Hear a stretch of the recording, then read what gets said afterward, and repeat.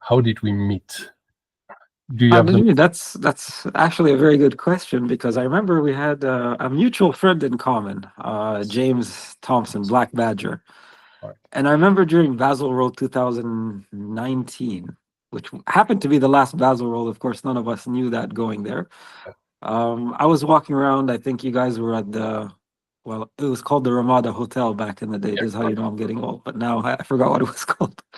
But so I was in the lobby section, and there was a lot of my friends, like Patrick Sjogren from GOS. There was James Black Badger, and James took me to the side. He's like, "Oh, Amr, there's someone I really want you to meet. There's this guy. He's making like crazy watches, customizable, whatever."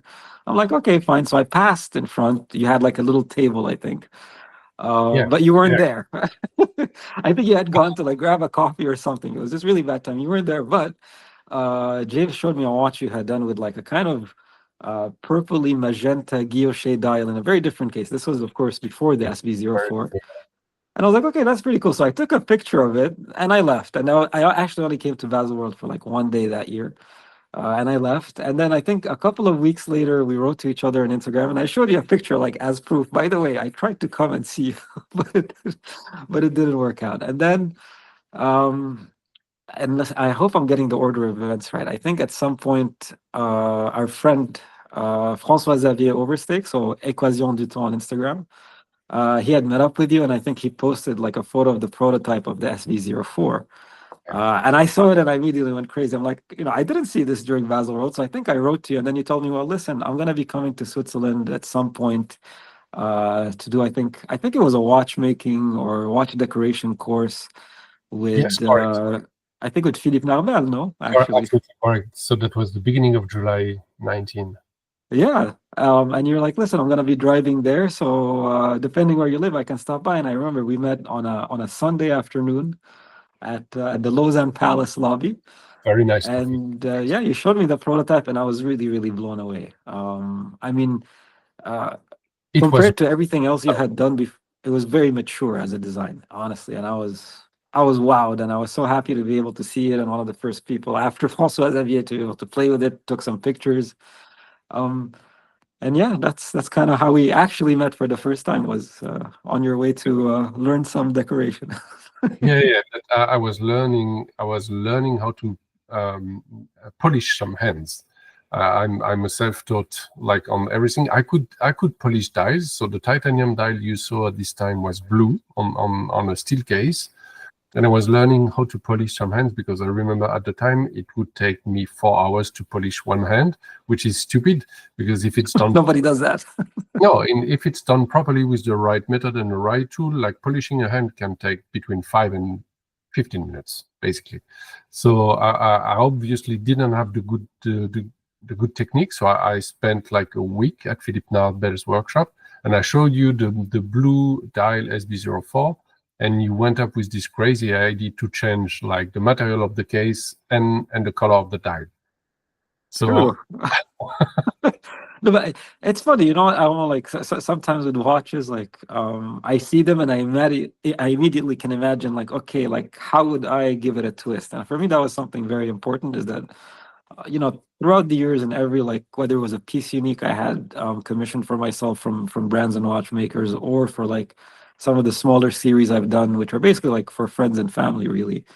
For me, it's very important to kind of respect the original design that's there, and not change too much. But just, I mean, my first impression is like, okay, when you told me the dial's titanium, like, at like, really internet speed, my brain like was like, okay, but I've been to the Debitune factory and I've seen how they blew the titanium, and I know that titanium goes through stages when you're heating it, so different colors. And I have a thing for purple. And so I was like, okay, but what if, I don't know if you heat it a little bit longer or shorter, but I'm sure you can make this dial in purple, right? And the great thing with Armand is that he never says no. I mean, sometimes you might look a bit surprised, you'll think about it, but I think something about you likes the challenge as well. I do very much. I do very much challenges, especially when I have a feeling it can be achievable, even if I don't know how to make it. There were a saying by Richard Branson, this English guy, and he's been facing challenges, like immense challenges, but he was saying one of his motto is like, say yes and find a way to make it. And I think this is basically how I work. Like, I have a feeling it should work, and even if it's only 80%, there is a very good chance that you can make it work. But And now I actually want to ask you something regarding the SB04. It's quite interesting because when you started the brand many years ago, there was always this idea of doing things that are kind of configurable or customized for the customers, like taste, whatever. You remember with the other SB models, like I think SB02, SB03, you could choose certain colors, you can choose certain things. So this for you, this was always something that you wanted to incorporate, right? Like into the identity of the brand and how you do things. And yes, absolutely. Because I've been a product designer for corporate brands for almost 2 decades before I get into watches, and usually they would release one product for the world, because this is how industries goes. I was mainly in phone computers, so you would do one product for the whole world. But what I realized is that when you speak to different countries and culture and people, they say, oh yes, you're making this phone, I don't know, dark bluish gray, because the company is based on the French-German border, and the taste is going like this. But I had some customers from Sri Lanka for this telephone brand saying, like, in Sri Lanka we would like phones to be red, and the French and the German engineer were just like, God. So and I found this a little bit stupid, because you say, like, if it's about taste, it has to be very, very personal. So as soon as I get into watches, I thought, like, everybody has to have the choice to have something different.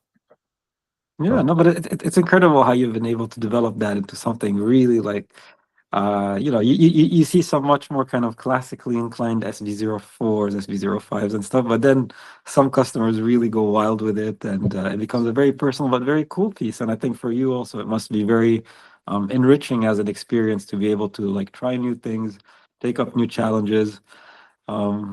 Yes, I do have some requests still up to today, like a lot of very bizarre requests on the first approach, because they want, like, very special stone or very special design. Or I'm making these days a watch for somebody who's probably a hunter, and there is, like, a beautiful stag design on the top of the dial.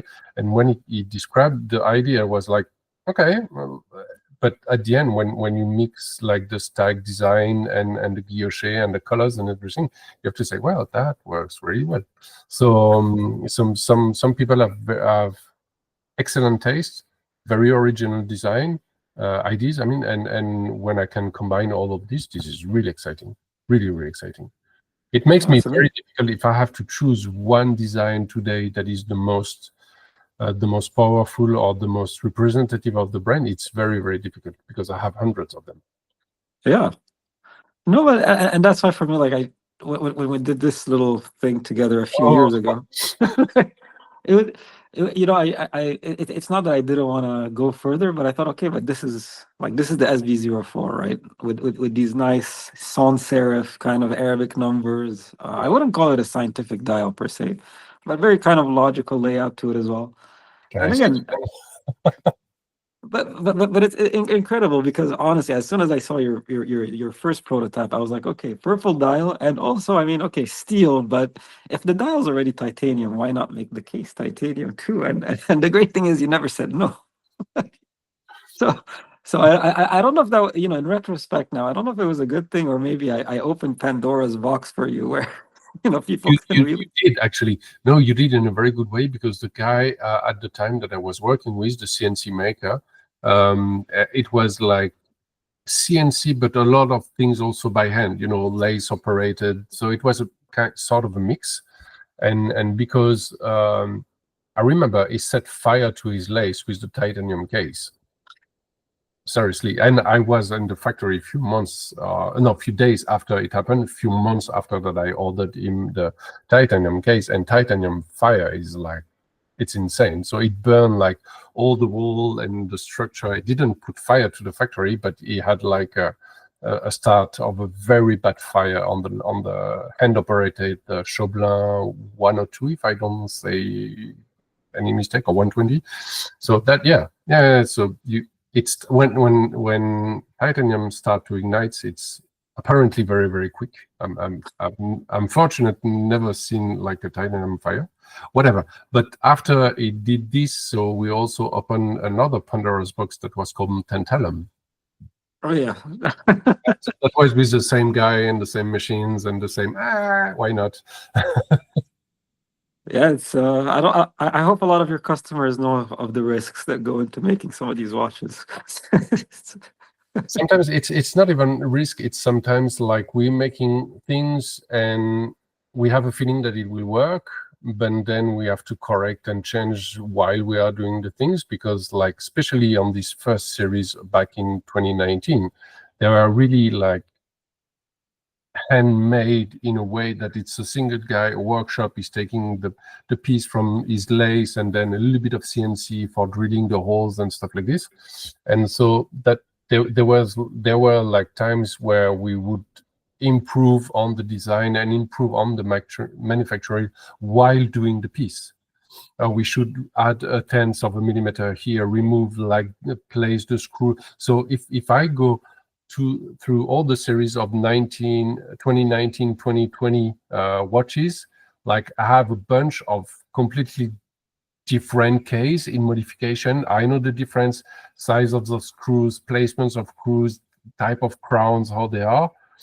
And of course I have zero record of this, zero track record. So if I have a service on this, I have to dig myself into my papers to say, okay, this was done at this moment, so it implies that this part is this part. So everything has changed so far. So it's much more professionalized, with references and technical drawings. We barely had technical drawings at the time. That sounds stupid. It's 2019. This is not 18th century, but we barely had technical drawings.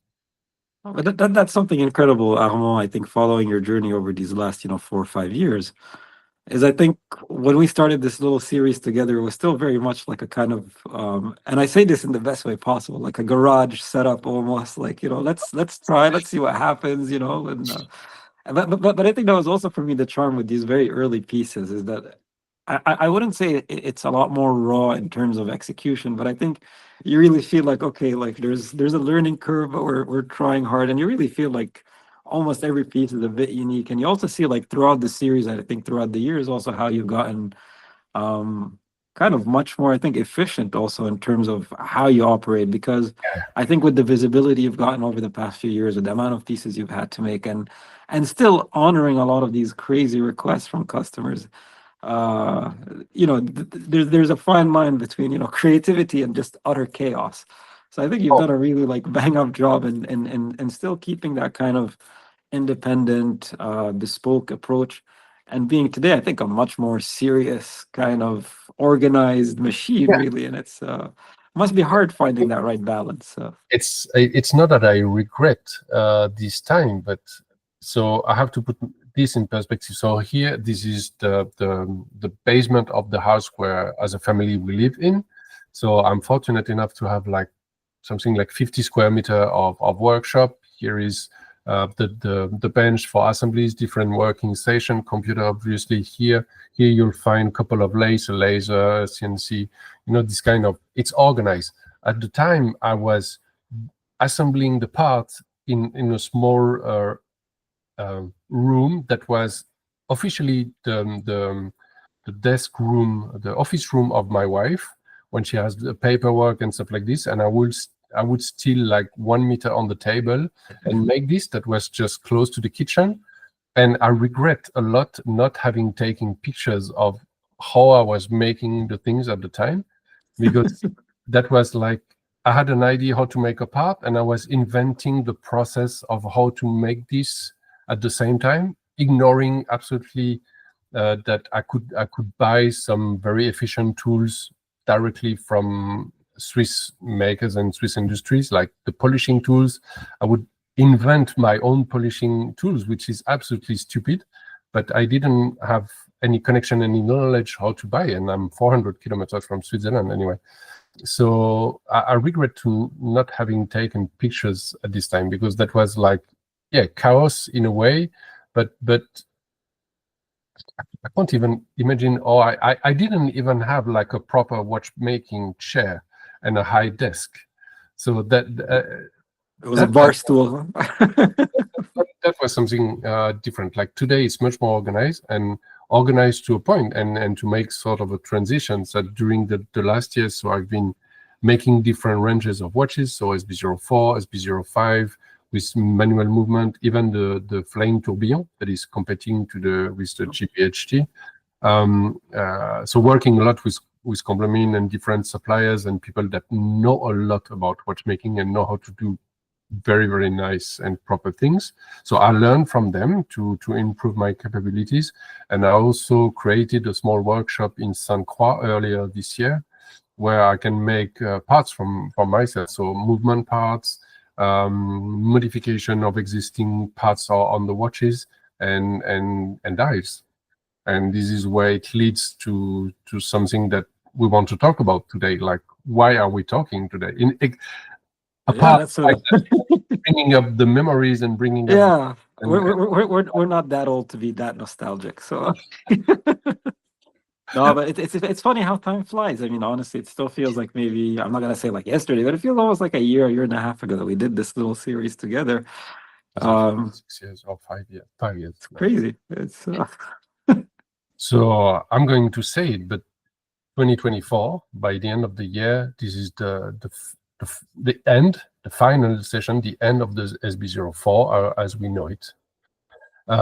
So January 2025, we'll have a new lineup into the Sartory Billard range that will keep the 04 name, because it's attached to a certain type of design language, size of case, type of movement inside.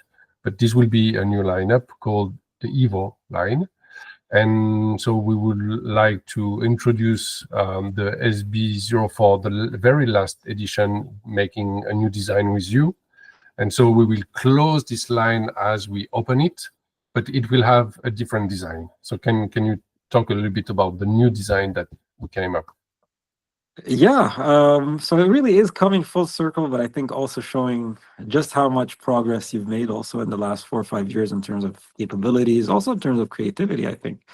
And so, I mean, we started with this kind of, very polished, kind of mirrory purple titanium dial and a very, very matte case, which I think also, like, for people who pay attention, I mean, there is a link between this and, like, for example, what I'm doing today with Colloquium, this kind of matte. It's something I love, just something that's very almost austere from the outside. Yeah. And so we decided to go in a kind of, I wouldn't say an opposite direction, but do it a bit different. I mean, we did polished titanium the first time. Let's do guilloche this time. We did the sort of natural titanium case the first time around. This time, let's do something maybe a bit darker, a bit more contrast with a PVD. And we're doing it in steel this time, right? Or like the Colloquium, also your work exactly is in steel, raw sandblasted steel, but we make it black.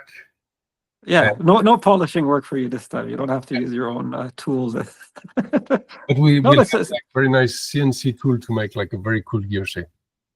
Nice. And I think that's something important, and I think something you've also been kind of always transparent about, because there has been a bit of, let's say, a bit of controversy these last few weeks or months regarding guilloche, how it's done, how it should be done. And also I think something that maybe more and more people are paying attention to, which is good, is just level of execution. Yeah. And that's not to say that engine-turned guilloche, rose engine is the only way. I think today what you're able to do, honestly, with certain ways of doing CNC guilloche is pretty nice as well. I prefer CNC guilloche. Like it's more precise. Yeah, it's more precise. Like, and I think especially for certain effects, and especially when we see the dial of what we're cooking up together, I think to get that really kind of light rays effect, CNC and diamond tip tools usually just work better than a rose engine. It's about consistency, I think, as well. And yeah, so it's very different this time. I think we're not doing any numerals, so it's really going to be focused on the color, on the texture, on the finish of the dial, and I think make it even more brilliant by having a darker case around it. So, but it's a very symbolic for me. I mean, doing this series together, because Armand, I mean, I've really been a fan. I wouldn't say since day one, but at least since day one of the SB04. That's for sure. Yeah, for sure. So I mean, yeah, it's been 5 years now. It's already Incredible. And I think we've both kind of grown in a way since then. We've done, great things, sometimes together, sometimes not. But also, yeah, it's a nice way of, I think, closing the chapter on this particular reference, which, I mean, I'd like to believe for your project, for Sartory Billard, has really been instrumental and colossal in its impact on getting your name out there and showing people. I think what's really great from Armand with what you do is that, and it's something you told me a few years ago, is that everybody kind of likes the idea of doing a unique piece or doing something that's bespoke. But then when you give somebody a blank canvas, it's not always easy to come up with concrete ideas, something that makes sense together. You can have a lot of different elements that you like separately, but it doesn't always mean that it's going to look good or work good together. And I think where you've been really instrumental is, I think for a lot of people, both seasoned collectors that I know, but also guys who it could very well be their first kind of bespoke piece or the first time they've actually been involved in the design process. I think you really give them a chance to get in touch with their creative side. And I think for me, that's something that's really priceless. And it's not an experience that you can just go to a store and, whip out the credit card and you're done. It's really, I think, an enriching experience that hopefully, like, as a person, as a collector, you find out like, hey, I actually, not only do I have good taste, but I can do things, and I think that's something that's very, very new. And I think that's something, especially at this price point, especially at what you're offering, and it's really across the board. I mean, SB04, SB05, and all the other stuff you've done since then. I think just to give people that choice, okay, like I'm capable of doing this, this, and that, and you're capable of doing a lot of things. The things you used to do yourself in-house in the kitchen or in the bathroom at 2 a.m. or working with some of like the best artisans out there. I mean, some of the recent stuff you've been doing, with the Japanese lacquer and all that. It's just, stuff. yeah, it's beautiful, and I think again it opens even more possibilities, and it's great. And so I think we all owe you like thanks for that, for giving people that opportunity to really do it, and without having to feel too guilty about it, because I think you still remain, in terms of, if I can say so, value. I think you're still very reasonable. Yes, I this is something that I'm battling every day to keep like prices very affordable, because it has to be for me on the entry level of the range SB04, 4S, whatever. It's usually watches that start around 3,000-ish euros, so it's affordable, but it's also for me a very important point, as it frees the mind of the people to be creative. They can go there and say, oh, the risk I'm taking is acceptable. And also it allows them to come back sometimes, several times, with different ideas and different creativity. And what has been happening in the last years, so 5 years of the SB05 means roughly around 500 5 years of SB04 means roughly 500 SB04 produced, which is enormous. 500 all different pieces, only bespoke pieces, and some have been like really blowing my mind away with the creativity. So an incredible journey. I'm super happy to close with this chapter. We will find the little rabbit of the Horophile engraved on the back case, probably. What do you think about this idea? I love it. I mean, we had a rabbit the first time around. He's a bit more. I don't know if you can actually see him. He's somewhere. Yeah, there he is. From Alice au Pays des Merveilles. I don't know how to say this in English. Yeah, Alice in Wonderland. I mean, that's really, and that's always been my wife's idea, because I try to be very punctual, and she's not punctual at all. So whenever she gets like mad at me, she's like, "Oh, you know what? You look like that rabbit from Alice in Wonderland, always over running late." Which is true. I actually always set her watch and my watch a few minutes fast, just so like we don't miss the train or something like that. It's called wife proofing. That's clever. Does she know about this or not? She wouldn't even notice. I mean, I sometimes she wears her watch, she doesn't even set the time. So that's really all you need to know about her punctuality. No, So but honestly, we'll I think there's a this is a great way to, I think, just close this chapter before starting the Yes, next one. And yes. it really means a lot to me that, like, because listen, I mean, you know how life is. Sometimes you do great things with people. It was fun while it's there in the moment, and then people move on, people evolve, people, onwards and upwards, right? But I really appreciate that you still remember like how it And all began with this. uh, And I'm sure if you see this piece now, if I give it to you now and you look at it with a loop or something, you're gonna be like, wow, I actually like did that way. I'd never do that today, And I think that this is what makes these pieces very special, is that it's really at the I at the start of the journey. I had one of the Burgundy SB04 watch like back for a few days here, like a couple of months ago, and I was really emotional and surprised to see a watch that is 5 years old. Thing like knowing how it was done, just knowing how I could manage the things and how I would assemble them and make this, like it surprises myself, like which is good. Well, listen, it's proper artisanal work, maybe a bit rustic, Yeah. but that's for me the charm of it. Is that like I look at the watch and I can see like like he polished this by hand. So for me it actually adds a lot of value. And I think if you look at collectors, it's actually when you have a watch that's been in existence for a few years, people always want the first ones because even if it wasn't maybe perfect, there's a bit of charm in that imperfection. There's a bit of like Yeah, I would be very, very curious to see again the polishing and see how it has evolved from the day one to 2 days, how I'm doing the things. Just like, it's probably better today on the technicality point of view, but is that better on the emotional point of view? I don't know. Like, because I really believe in something that is, you can't really measure it, but the way that you do something influence the spirit of the object that you're doing. And then yeah. so these watches from 2019, 2020, they really do have an emotion that is really different. And I'm pretty sure I could personally see it into the watch. Maybe somebody outside from the industry or outside from this world wouldn't notice the difference, but I would definitely. Yeah, for sure. And I think again, like there's beauty in the imperfection. There's really a lot of beauty in the rawness of it. And then you can feel like, okay, like he probably suffered to get this dial right the first few times. You know? And I think that's the beauty of like any like craftsmanship or art in general. It's like and it's kind of like maybe a bit sadistic to say, but it's true that like you want to know that the person kind of like sweat and blood and tears over this piece, Like, I didn't start with the easiest, with the polished titanium dial. Yeah, for sure. That wasn't the most clever way to start an easy job at the time. no, But but it's every great. Listen, move, consider yourself like a rock band or a musician, and this was like your demo tape almost. So like, okay, like once you got the record deal, you're recording in big studios with big producers. That's fine. But then like for the hardcore guys, they'll still go back to that demo tape and be like, oh, but that was really the raw essence of what he was doing. It's not very polished. The audio engineering maybe could be better. The recording could be like more than 8 tracks, sounds a little bit weird.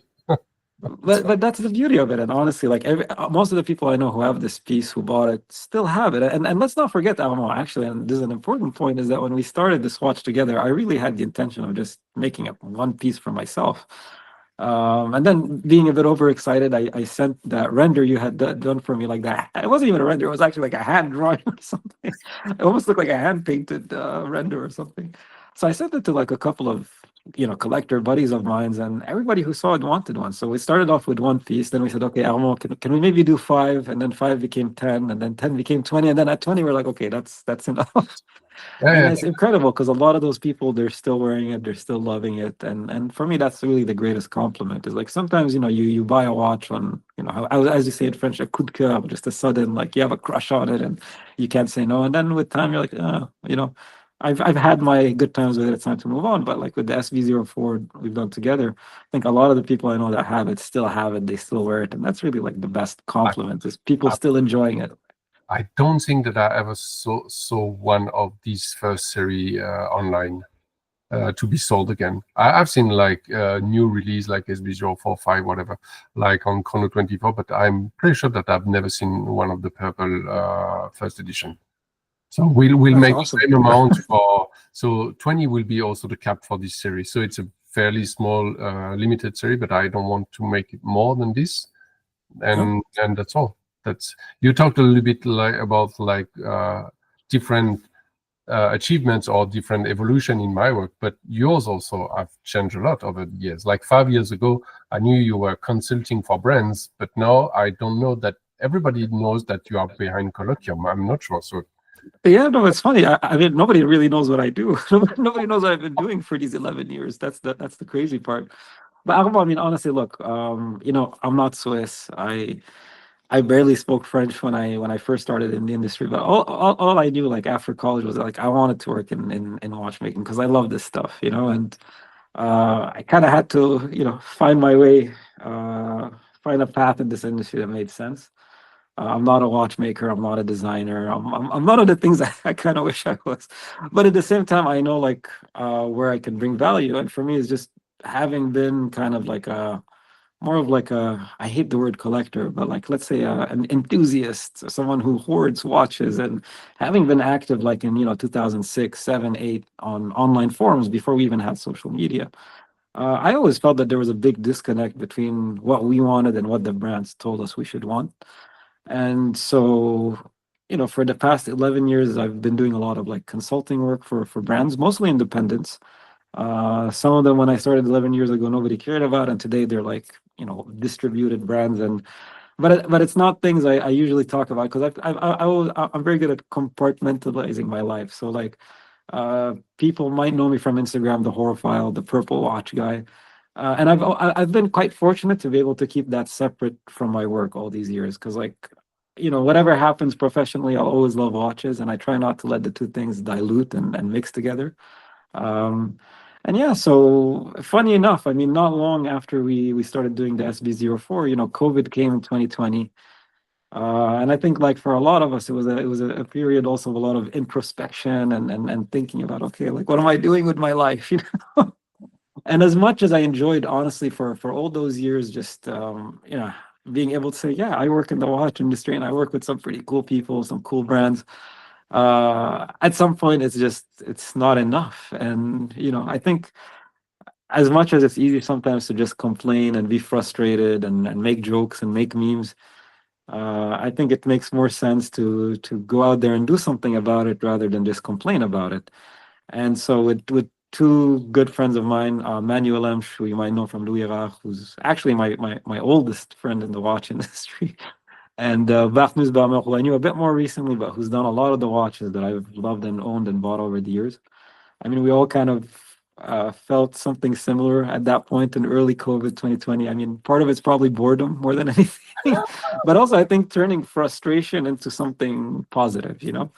Um, so yeah, we decided to do a little project that for us at least kind of brought together a lot of the things that we like outside of watchmaking, whether it's architecture, contemporary art, design, and even a bit of cinema and music if you really look at it. And I wanted to do a watch really that when you see it, it could remind you of a lot of things, but hopefully not another watch. That was really kind of the objective. But it still had to be a watch. It had to be something you can wear easily. You don't make like a UFO kind of strange wrist object. And yeah, we started in 2020. It took about, 3.5 years to get something out of it. And so we launched Colloquium just last November. But it really is like a project. It's not really a brand in the sense that, there's no strategy, there's no business plan. We're just kind of winging it. And at the same time, like we just want to continue, trying new things, being a bit creative, daring. But again, things that we like, we hope people like them. And if they don't, it's okay. true. It's a watch that has taken the social network by storm for its design beauty and the uniqueness of the design, like the play of light. I'm fortunate enough I saw a prototype like 2 years ago that was a little bit different from this one, but the way the dial is made is just like mind-blowing because it has its very own signature on the design. The technicality, the difficulty to make the dial is just insane, but the light and the graphic impact. And when you say that the watch is inspired by modern art and even cinema and music, now it resonates even more. Yeah, I mean, I mean, again, we haven't ever done actually like a proper press release. We've never sent anything to media. We have a lot of like friends in the media, guys that support you as well. Like Frank from Monochrome, the whole team there.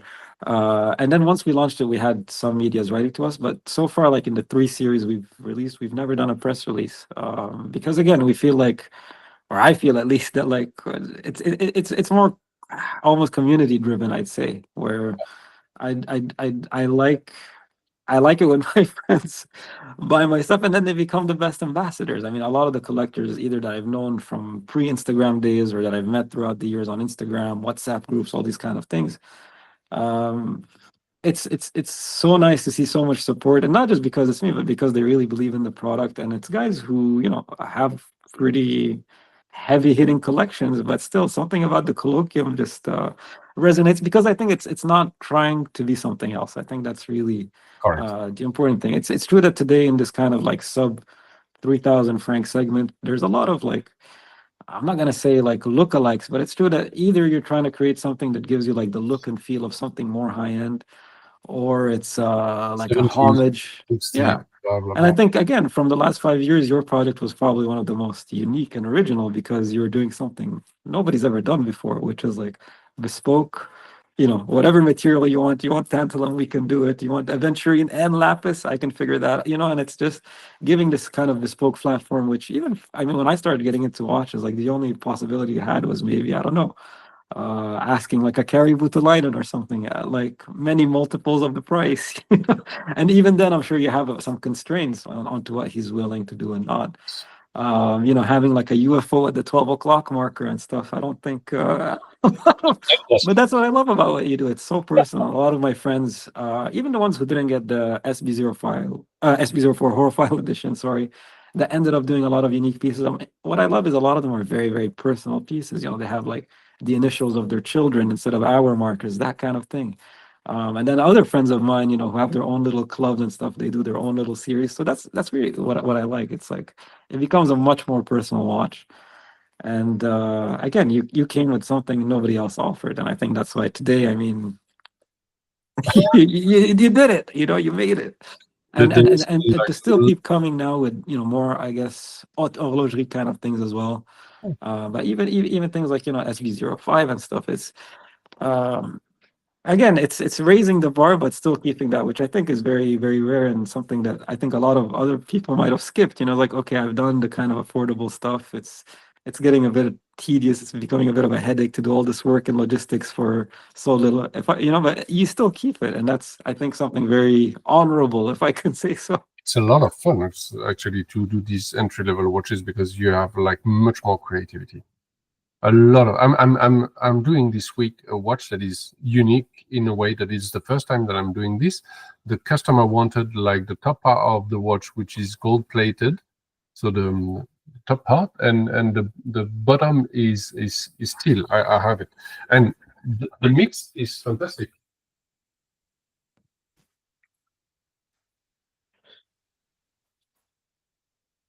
Like if on the paper. On the paper, you wouldn't believe, like, so top part of the watch is gold plated, underneath of the watch is steel, and the balance with the dial, that is blackened meteorite, gold plated indexes and hands, and cream guilloche in the middle, and the second hand is a very dark green. Like when you have like when you have the description, you say like, okay, interesting, like not my. But then when you see it, it's actually it works. That works. So this is my daily life, but I love this. But actually, you make an interesting point. I think it's true that like at maybe SB04 level kind of pricing as well, it makes more sense to do something totally crazy. You're willing to take more of a risk than when you get to like a tourbillon and stuff. You're like, okay, maybe I'll play it a bit more safe here, and it's interesting. And I think I kind of did the same with the next SB I got, which was a bit more classical, no purple, yeah. But we also pushed it a bit with the mother of pearl, and I love it, and I love them all. And honestly, it's a very unusual design also. black mother of Yeah. pearl and grainy texture on the outside. It's a very, and rose gold indexes and hands. Yeah, just a bit of rose gold on the hands, and I love it. It's just again, it's a very personal piece. Maybe nobody else in the world likes it, but No, I do, and that's the important thing. And it's really like, okay, like it kind of, any appetite I might have had to do a super high-end configurable watch in the future. It's like, okay, but I'm satisfied now. I don't need to do that anymore. We don't. I don't need to save up for.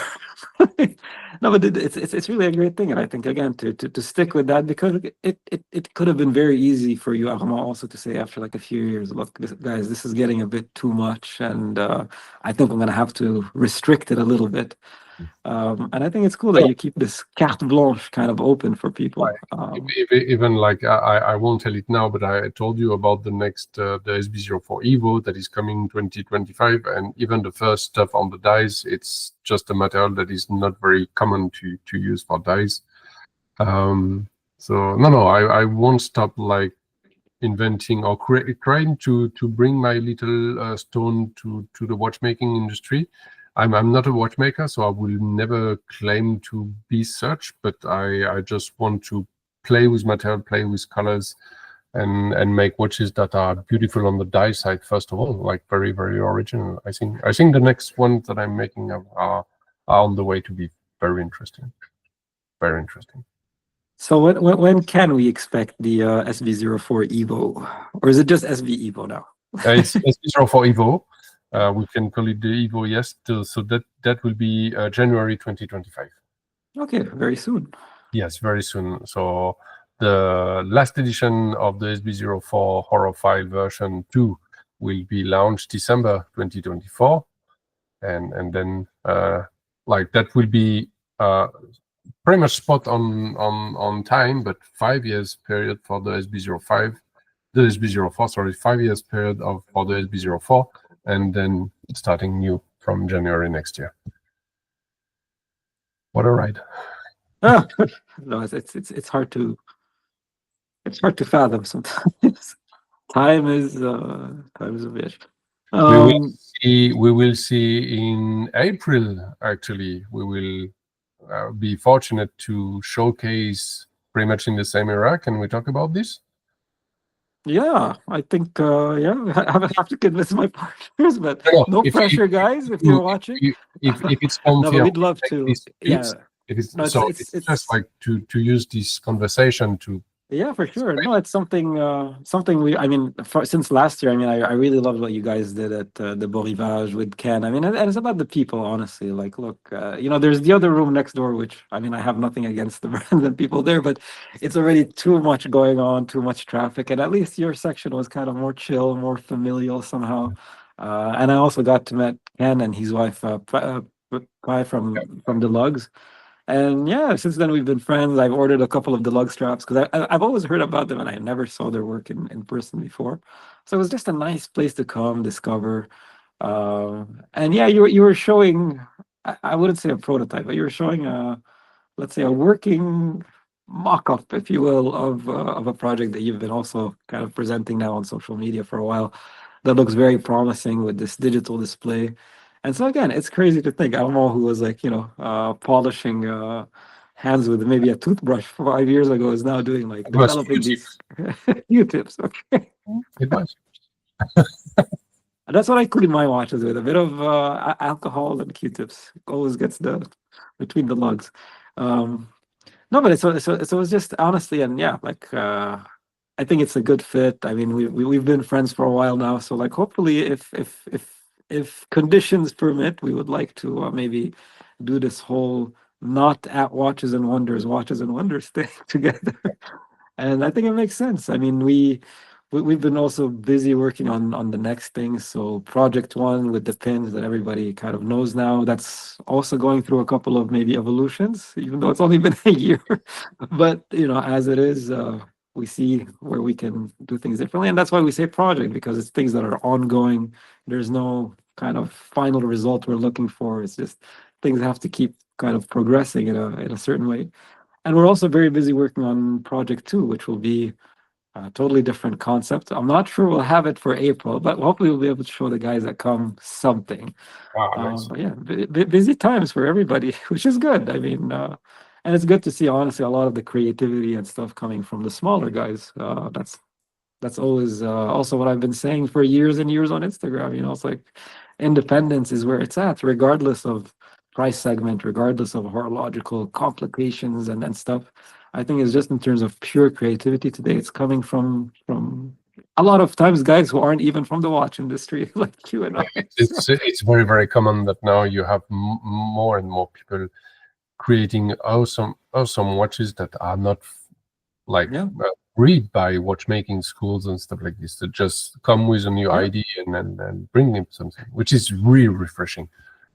Yeah, and I think honestly, this is I think in a way, Armand, as much as there's a lot of talk of looming crise d'horlogerie, a big crisis and things like that. We hear that all the time by now. I mean, I haven't been in the industry that long, and I've already lived through I don't know how many crises, so I never take it too seriously.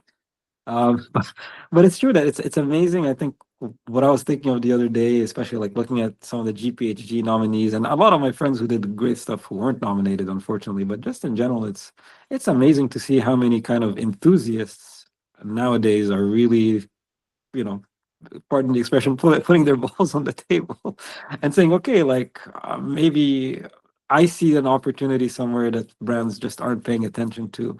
Let me do it. Let me make something. And I think this is really like again a golden age, I think, for creativity once again in watchmaking.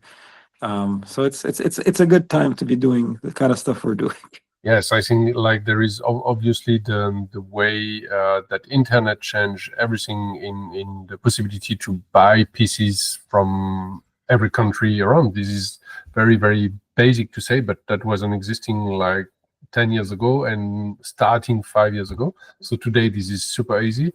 And then you have also a very big access to knowledge of techniques and suppliers. And if you have a very good idea, it's fantastic to bring it to the watchmaking industry, knowing the fact that the numbers still today are very small in terms of production.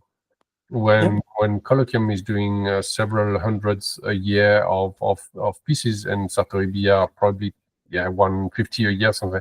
This is just like a drop in the ocean of it. So the margin of improvements are reaching new people that would be interesting to have like a different watch on the wrist. For me it's enormous. The difficulty is there to reach these people. It's a challenge to address them, to seduce them, or to bring them to consider watch as something that they would buy and get interested into. But the amount of people that can be interested into watches is enormous, gigantic. Yeah, I mean, again, if I go back to when the first Apple Watch came out, I remember again everybody was like, "Oh, impending doom! It's the end of mechanical watches and stuff." But actually, it's had the opposite effect. Where I think just the habit of getting people to wear something on the wrist again is a very good thing. And so a lot of people after a while like, okay, do I need another gadget in my life? Do I need notifications on my wrist every second? No, I don't. So let me try something else. I bought one. I wore this watch a day with all the notification on because that's basic setup. I almost threw the thing on a wall. Then I turned off all the notification, wore the watch for, I don't know, 3 weeks, and it's in a drawer. I don't even know where. No, exactly. Horrible experience. Nothing. No, it's different. I mean, and I think I mean, some people tell me about, oh, but there's a lot of like kind of health applications and stuff. I'm like, okay, but eventually that'll be incorporated differently into like a bracelet, or it doesn't have to be a watch per se, like. But again, just seeing all these young guys now also getting into watches, and I think that's really kind of encouraging for people like us as well. I mean, even with Colloquium, we've had 1 or 2 customers who told us it was literally the first watch they've ever bought themselves, because like they found other watches maybe a bit dusty or too classic, and this was so these are like where we feel encouraged, like, okay, like there is still a whole new generation. It's not just like the hardcore collectors, the guys we see on Instagram and stuff. There is a whole world out there of people, I think, ready to kind of embrace watches and mechanical watches and adopt them into their lives. And I think we as an industry maybe have to be a bit more creative, but I think also where I think people like yourself especially are successful is because there's just this no barriers kind of communication relationship with your customers, with collectors. And whereas brands today, they're still very kind of, let's keep a distance. I mean, I remember pre-COVID, there weren't that many brands where you could go on the website and find the retail price, for example. This was very taboo in the watch industry. And it's only with COVID, when they couldn't sell otherwise, that they started doing all this e-commerce and putting prices. But I mean, it's something as a consultant I've pushed for many years. I mean, why do you guys make your lives harder? And on the opposite end, you have people like DMing the brand on their Instagram. Nobody's responding anyways. So again, if I'm a young buyer, that's not very appealing to me. I don't want to feel snobbed in a way. I want to be able to talk to the people behind. And I think, again, we are in an era now where people are kind of putting a higher value on craftsmanship in general. I think as everything becomes more globalized and industrial, it's nice having things that that there's a human element behind it. Yes. But that should be beyond the product. That should also be like in how you react, how you interact. Absolutely. And that's where the small guys, we have an advantage. I mean, it's always surprising for me how surprised is a client or a customer when he's messaging on Instagram, and then I reply and I sign Armand. He says, like, "Are you the?" Yeah. What do you think to answer? You like, oh, yeah, but sorry. We don't have any employees. I mean, who do you want to answer? Like, it's like it's almost a single man orchestra. It's like two people on a very daily basis, and then like other workforce around. But it's a very, very small team. It's like you're operating everything from your place. Yeah, I mean, the thing with Colloquial is we're all kind of part-time for now. From January, I hope I'm going to be fully committed to Colloquial. But so far, it's been like it literally started as like a once a week Zoom meeting at 8 p.m. every Monday for 4 years. I mean, and that's how we got things done. Otherwise, I mean, I have a job, Manuel has a job, Bart has many jobs. And so it's really, yeah, like kind of like a collective approach. We all have different responsibilities. We have a WhatsApp group. That's our main like channel of communication internally, and that's it. But we have no employees. We have no office. I mean, I can be packing watches and there's like cats running around. I'm like, you don't want to know. I mean, oh, I have you've been there though. You've been there. Very, very exciting. Maybe kids instead of cats, but same thing. Like the packaging, the first shipping. Shit, you need a carton box. What size? This kind of like. Yeah, and honestly, that for me, that's been the hardest part, is like the logistics of it and trying to learn all the different countries and different like formalities they have with customs procedures, and the US, which for me, I don't know about your experience, but for me, by far the most consistently difficult country. Like it's just such an, but you learn as you go along. That's the great thing for me, is like now I can say I've had a pretty much 360-degree like experience in watchmaking, besides actually making watches and operating CNCs. Like I've done it all now. I've done the admin, I've done the marketing, I've done the sales, I've done the after sales service. So yeah, I'm a Swiss Army knife now. That's good. You know the expression, jack of all trades but a master of none. That's kind of me. Like I can do a lot of things, I just won't do them exceptionally well, but I can manage. Yeah. My wife always says, "Oh, I'm not good in one single thing." She's a doctor. She's very, very efficient in one specialty, like anesthesiology and stuff like this. And she said, "Oh, you can do a little bit of everything, but it's a little bit of crap everywhere." So I'm fine with that. But that's how I like it. No, you know what? It keeps the work very varied, and that's for me very important. Otherwise, once it gets into too much of a routine and almost like autonomous work that you're doing, it's not fun anymore. And no, it's not fun. No, it's not. And I think you share the sentiment, Almo. Like if it's no longer fun, there's no point doing it. Like it has to be something you enjoy. Like yeah. It's a hard work, but hard work doesn't mean it's fun. Like every day there is something that is funny, but in between the fun there is like hard, like for sure, difficult, serious constraints and everything. But you always have like at least once a day or several times a week, like something that is funny. I mean, like how happy, how grateful am I to do this for a living? It's just incredible. Yeah. Like most 90%, if it's not 99% of my friends are doing their job like behind a computer all day long, or driving a car, try to selling stuff and going meetings to meetings, trying big companies to buy stuff on PowerPoints. For me, this is like, okay, no. they're really very good at doing this, but I wouldn't be able, absolutely not.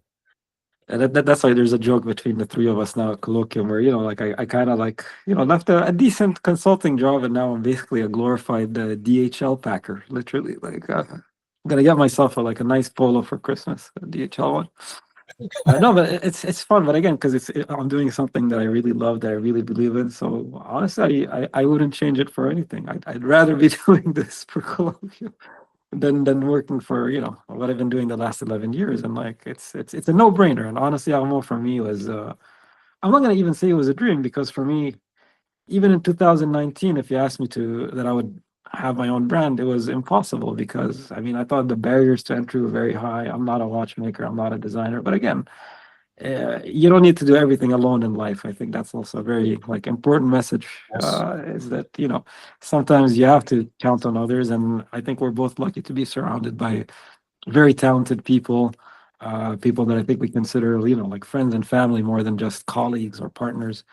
And I think that really makes all the difference. And yeah, so far no regrets. It's only been a year, but I'm all in. Cheers to many years to come. Yeah, no, I don't know. Let's get this show on the road. Let's wrap up the SB04 and let's see us all together next year for the all new projects. So for sure. Thank you very much. Thank you, Amo, again, for this little gesture. Really means the world to me. I mean, I really appreciate it. It's my entire pleasure.